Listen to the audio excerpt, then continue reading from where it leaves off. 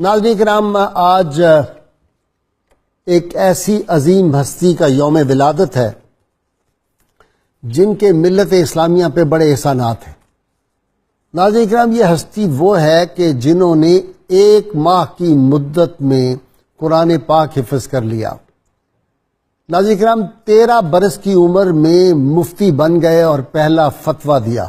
جس کو دنیا بھر کے علماء نے سراہا۔ 55 مختلف قسم کے علوم پہ کامل دسترس رکھتے تھے اور 1000 سے زیادہ کتابیں تصنیف کی۔ ناظرین کرام، ان کی روحانی بلندی، ترقی اور ان کی علمی عظمتوں کا اندازہ اس سے ہو سکتا ہے، اس سے کیا جا سکتا ہے کہ ان کے شیخ سید آل رسول مارہروی رحمۃ اللہ علیہ نے فرمایا کہ اگر قیامت کے دن اللہ نے مجھ سے پوچھا کہ بتاؤ دنیا سے کیا اعمال لائے ہو،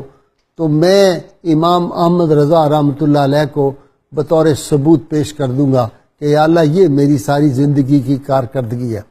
ناظرین کرام، یہ امام احمد رضا رحمۃ اللہ علیہ وہ شخصیت تھے جن کے بارے میں علامہ اقبال رحمۃ اللہ علیہ نے فرمایا کہ وہ اپنے دور کے ابو حنیفہ تھے۔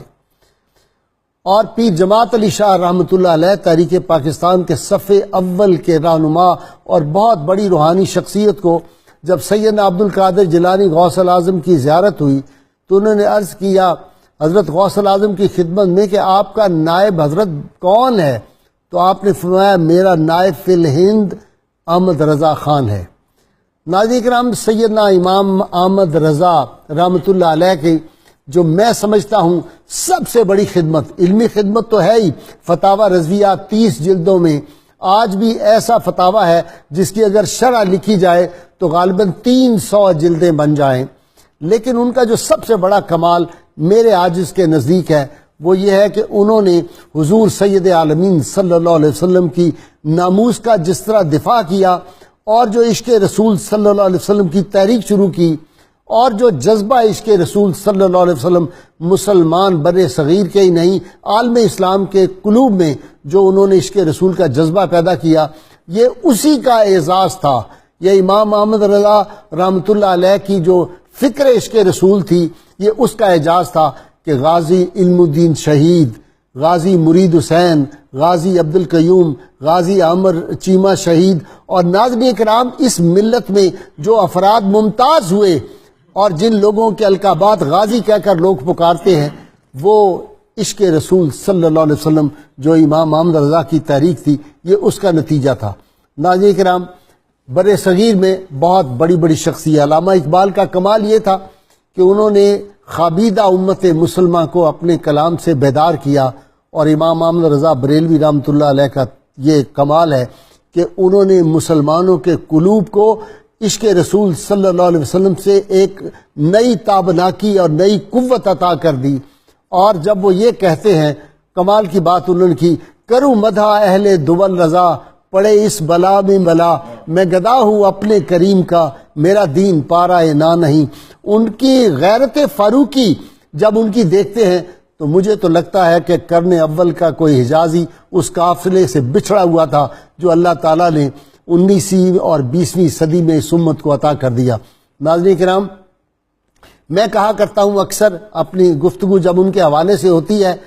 کہ سیدنا بلال کی اذان، احمد رضا کا سلام، بوسیری اور حسان بن ثابت کا کلام، دنیا کا کون سا کونا ہے اور کون سا عاشق رسول ہے جو اس کلام سے اپنے عشق کو اور مہمیز نہیں دیتا۔ ناظرین کرام،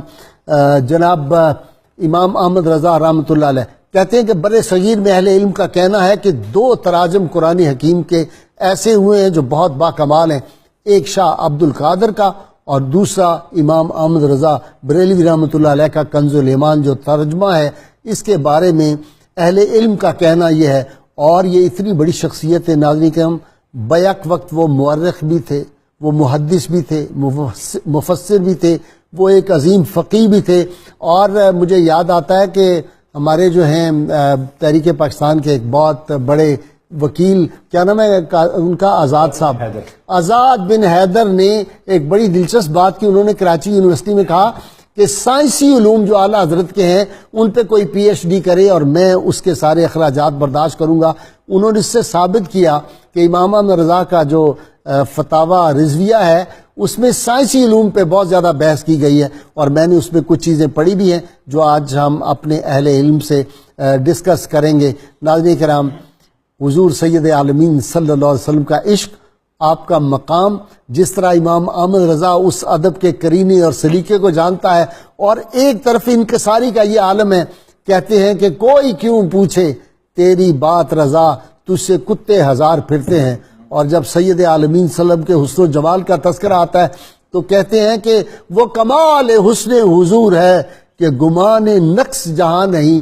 یہی پھول خار سے دور ہے، یہی شمع ہے کہ دھواں نہیں. آج امام احمد رضا بریلوی رحمۃ اللہ علیہ کی عظمتیں، ان کی رفتیں، ان کا فقہ میں مقام جو تھا، ان کا تفسیر میں جو مقام ہے، ان حدیث کی جو ان کی خدمات ہیں، ان کی جو کرامات ہیں،